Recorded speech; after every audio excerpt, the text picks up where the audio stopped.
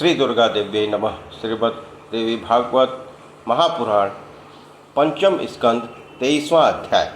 भगवती के श्री विग्रह से कौशिकी का प्राकट्य, देवी की कलिका रूप में परिणति, देवताओं को आश्वासन, शुंभ निशुंभ को देवी के पधारने का संवाद प्राप्त होने पर उनका मंत्रियों से परामर्श, शुंभ के द्वारा प्रेरित दूत सुग्रीव से जगदम्बा की बातचीत।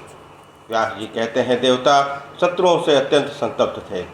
उन्होंने जब इस प्रकार स्तुति की तब देवी ने अपने विग्रह से एक दूसरा रूप प्रकट कर दिया। जब भगवती पार्वती के शरीर से जगदम्बा साक्षात रूप से प्रकट हुई तब संपूर्ण जगत उन्हें कौशिकी के नाम से पुकारने लगा।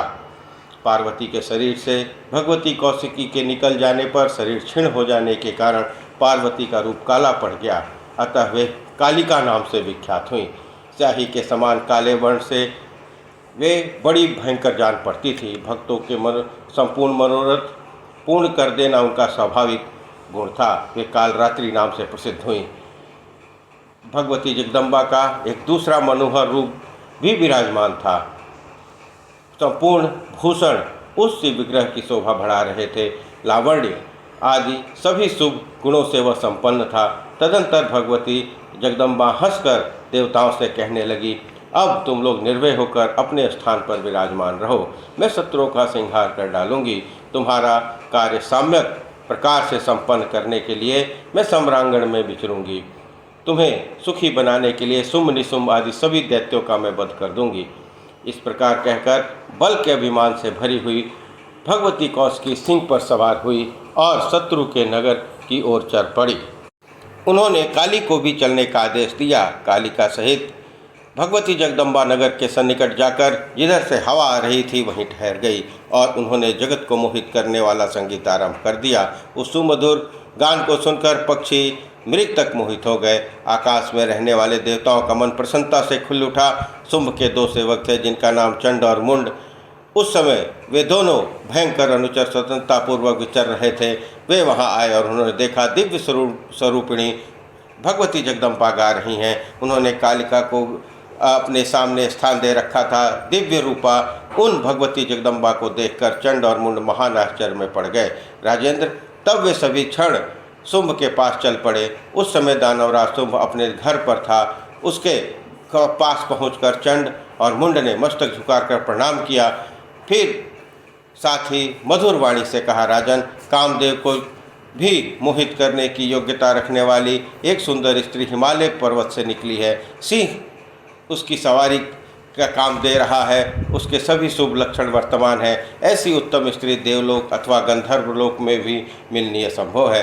जगत में कहीं भी ऐसी स्त्री को न देखा है न सुना है।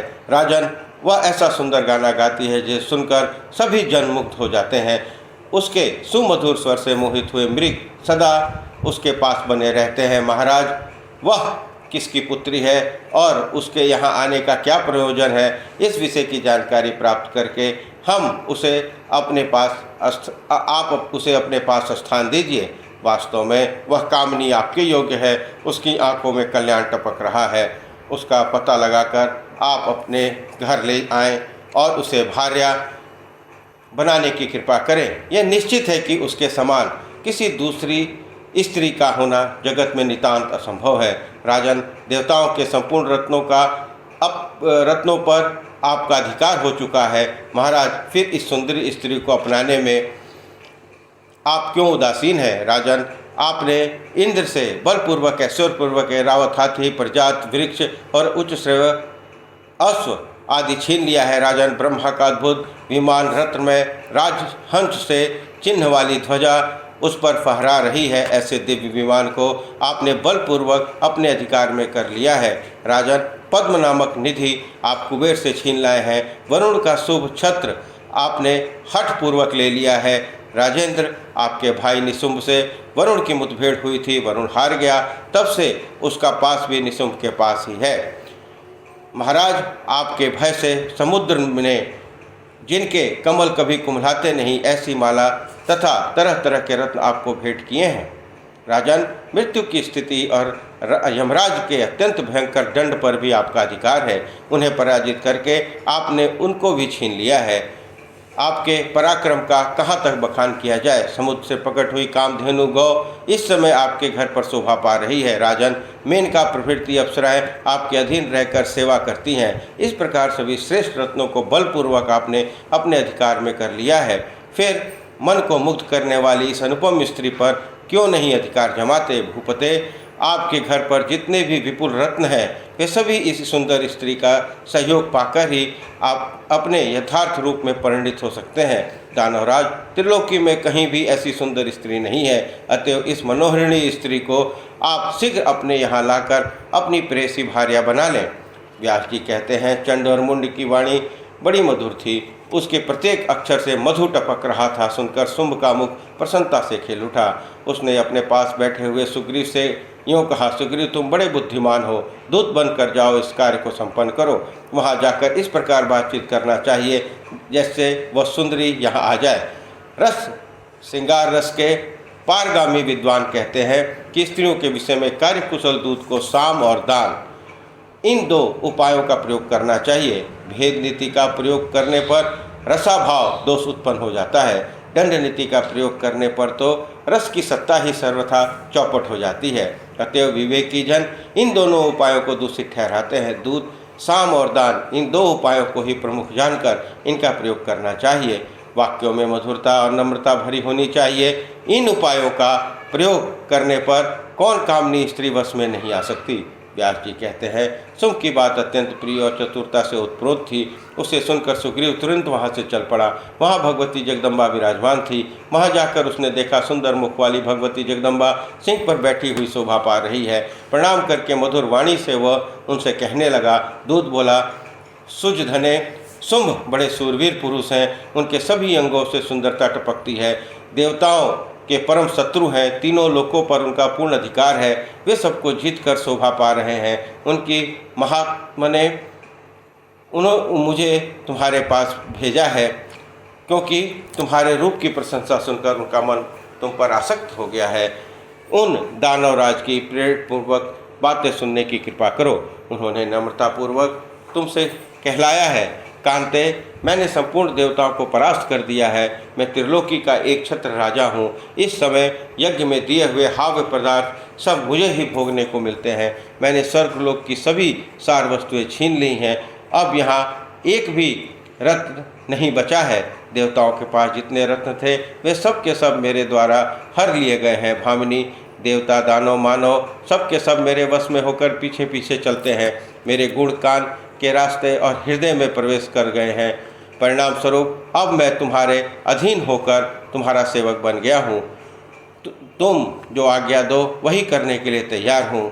मैं तुम्हारे वशीभूत तुम्हारा अनुचर और दास हूँ। मोरपंख के समान नेत्रों से शोभा पाने वाली सुंदरी, मैं तुम्हारे अधीन हो गया हूँ।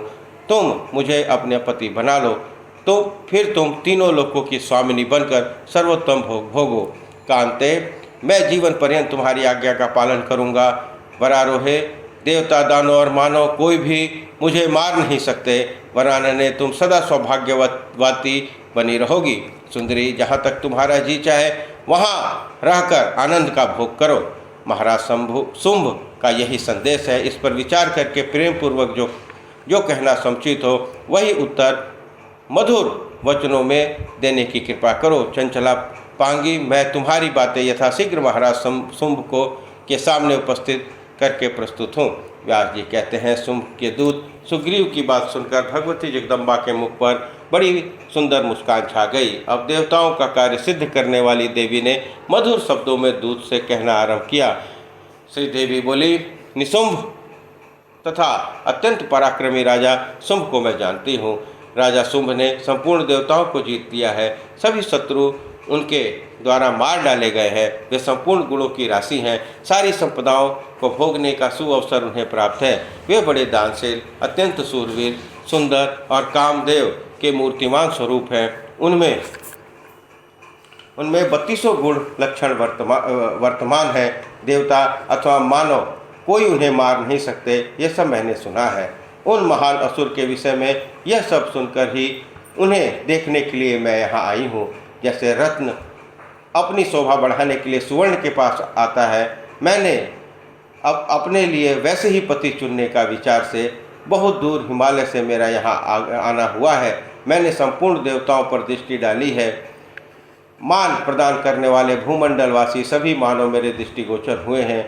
अन्य भी जितने अत्यंत सुंदर कहलाने वाले गंधर्व और राक्षस हैं, उन्हें भी मैं देख चुकी हूँ। सबके हृदय में शुंभ का आतंक छाया हुआ है।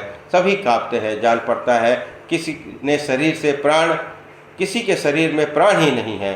शुंभ के गुण सुनकर उन्हें देखने के लिए आज मैं यहाँ आई हूँ। महाभाग दूत, तुम जाओ और महाबली शुंभ से कहो, मेरे ये सभी वचन अत्यंत मधुर वाणी में, जहाँ दूसरा कोई न हो वहाँ एकांत में कहना। राजन, तुम बलवानों में अत्यंत बलवान और सुंदरों में सर्वोत्तम सुंदर हो। तुम दानी, गुणी, सूरवीर, संपूर्ण विद्याओं से पारगामी, विजयशील, समस्त देवताओं के विजेता, कुशल, तेजस्वी, उत्तम कुल में उत्पन्न, संपूर्ण रत्नों के भोक्ता, परम स्वतंत्र, अपनी शक्ति में समृद्धशाली बने हो। तुम्हारा ये प्रभाव मुझे ज्ञात हो चुका है। मैं किसी को पति बनाना चाहती हूँ। मेरी यह बात बिल्कुल सत्य है, परंतु राक्षसेंद्र, मेरे विवाह में एक अड़चन है। राजन, पूर्व समय में बाल्य स्वभाववश ही मैंने यह प्रतिज्ञा कर ली। उस समय समान अवस्था वाली सखियों के साथ मैं एकांत में स्वेच्छानुसार खेल रही थी। मुझे अपने शारीरिक बल का बड़ा ही अभिमान हो गया था। अतः सखियों के सामने मैंने प्रतिज्ञा कर ली कि जो मेरे समान पराक्रम रखने वाला वीर समरांगण में मुझे जीत लेगा, उसके बल को जानकर ही मैं उसे पति बनाऊंगी। मेरी यह बात सुनकर सखियों ने मन में समान आश्चर्य हुआ। वे ठहाका मारकर हंसने लगी। उनके मुख से निकल पड़ा, इसने झट से यह क्या कठिन नियम ले लिया। यह तो बड़ी अद्भुत प्रतिज्ञा है। अतएव राजेंद्र, तुम भी मेरे ऐसे पराक्रम को जानकर सामने डट जाओ और मुझे बलपूर्वक जीतकर अपना मनोरथ पूर्ण कर लो। तुम अथवा तुम्हारा भाई कोई भी सम्रांगण में आ जाए, परंतु युद्ध में मुझे परास्त करके ही विवाह कर सकेगा। इस प्रकार श्रीमद् देवी भागवत महापुराण पंचम स्कंध अध्याय 23 संपन्न हुआ। बोलो दुर्गा महारानी की जय।